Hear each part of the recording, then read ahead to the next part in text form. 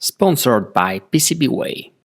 Like any self-respecting Italian, of course I own a Vespa. But taking it in or out of the garage is always a pain. Two gates, a rolling shutter, and the usual 10-minute hunt for the remote. I mean, this is not the life or death kind of problem. But over winter break, it rained non-stop, and my plan to test the homemade drone, the one you'll see in the upcoming video, was completely grounded.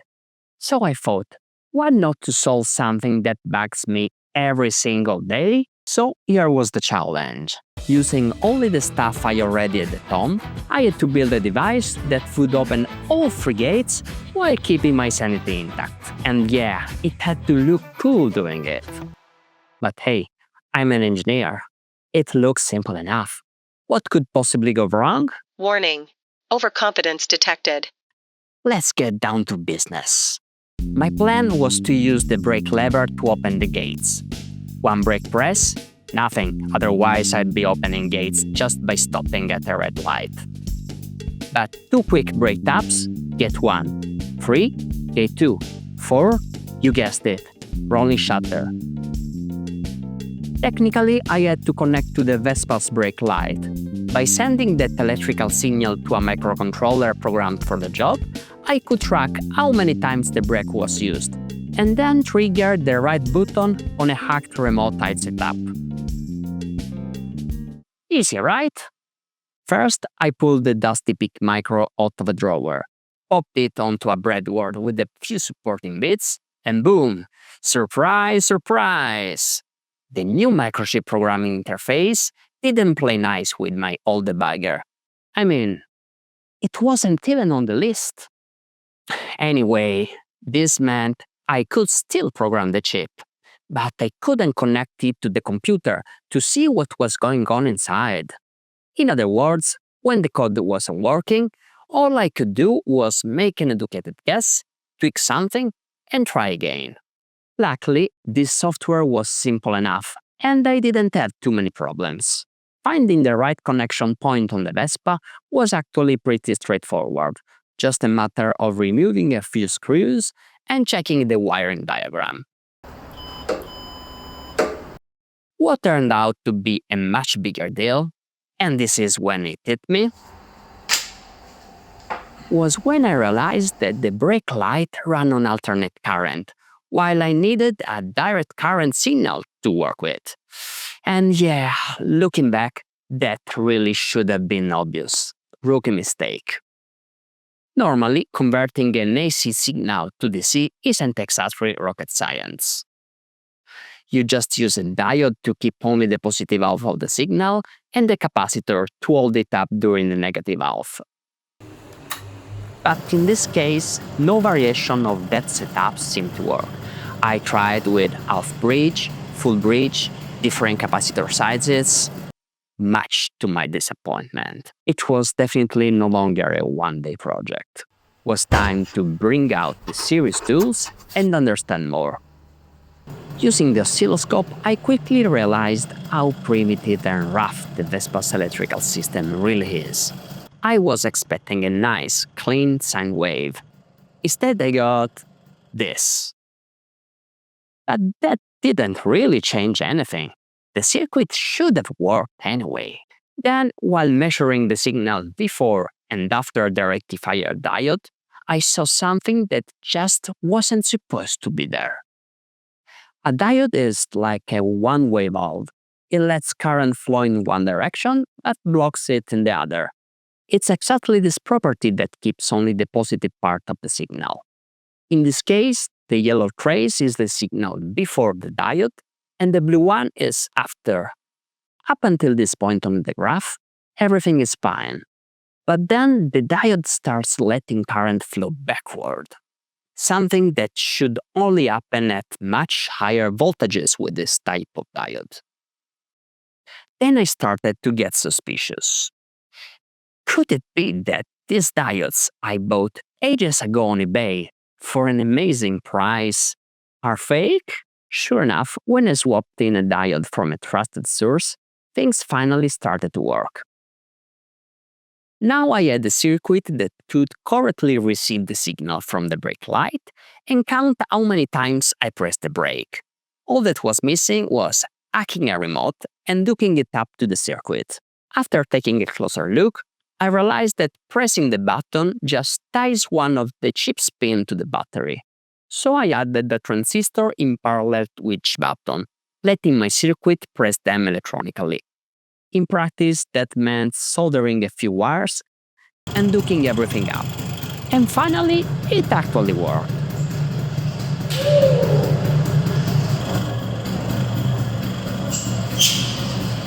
Now you may be thinking, yeah, cool and all, but you can't just put that mess of wires on the Vespa. Sure, that was only the prototype. Just a starting point to build something that can last for years.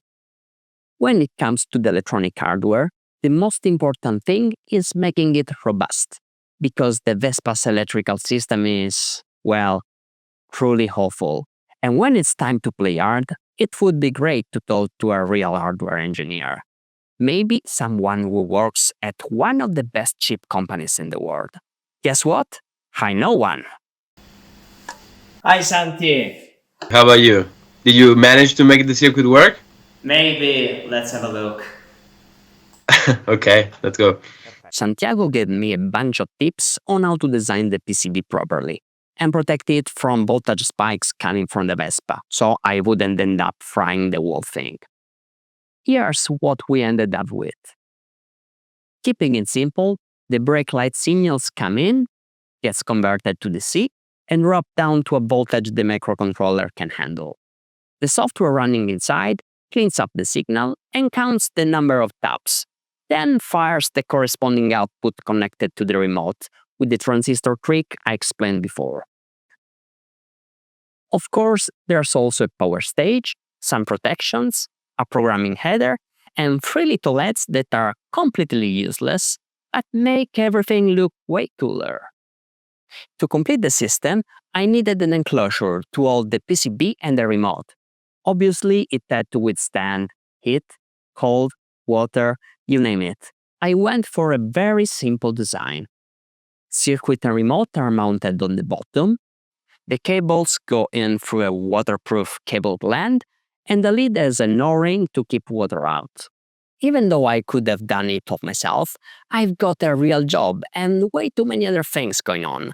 So I had both the electronics and the enclosure made by today's video sponsor, PCBWay. PCBWay turned a bunch of files sitting on my computer into real physical stuff. I just did a click on my PCBWay plugin for KiCad and dropped the STL files into their website. They manufactured the PCB, sourced and assembled the components, and machined the mechanical parts I designed. It was actually my first time having custom parts made online. And honestly, it was way easier and faster than expected. So, big thanks to PCBWay. With all the pieces ready, it was time to flash the firmware and put everything together. I started by soldering the wires and screwing in the PCB. No issues there. But of course, something had to go wrong. The case wouldn't close. Turns out I hadn't left enough room for the remote's connector. That called for a bit of creativity, so I ended up cutting the connector to make it fit. Not the prettiest solution, but it did the job. For the O-ring, I didn't trust buying one off the shelf. Too easy to get the sides wrong. So I made one from a round ceiling strip, measured it, cut it clean, and glued the ends with a bit of superglue. Just to recap, there are 3 wires going in: power, ground, and the brake light signal. The signal is processed by the circuit, which then triggers the remote exactly when it needs to. The only thing I'm not actually too proud of is how I mounted the remote. It's a pain to fit in and kinda wants to launch itself out. But hey, it is what it is. The original plan was to mount the system inside the front cover of the Vespa. But when I designed the enclosure, I didn't exactly have the Vespa nearby to check if it would fit. So did it fit in the end? Of course not. So I ended up putting it in the front glove box. Yeah, the metal one.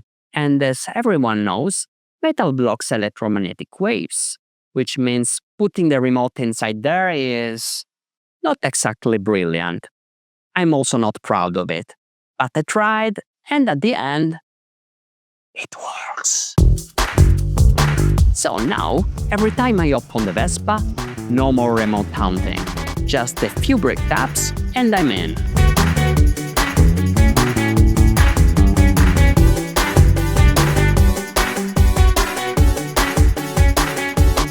It's probably not the most important project I have ever done. But was it worth it? Absolutely yes.